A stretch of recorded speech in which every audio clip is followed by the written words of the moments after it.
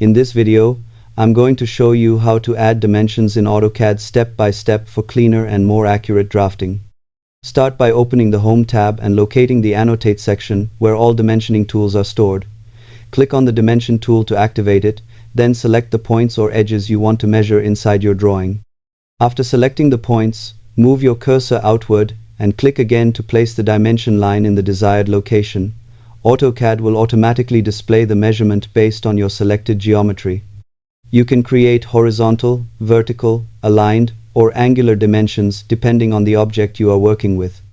For better accuracy, make sure object snaps are enabled so your dimensions attach precisely to the correct endpoints or intersections.